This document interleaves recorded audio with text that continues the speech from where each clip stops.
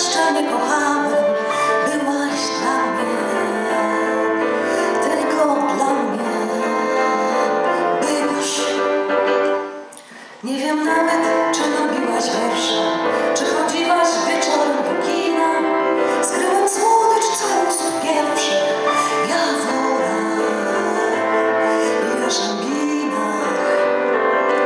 Szminki twojej koloru nie znałem, nie pamiętam, czy klipsy nosiłaś, lecz się w tobie bezczelnie kochałem, byłaś dla mnie, tylko dla mnie byłaś.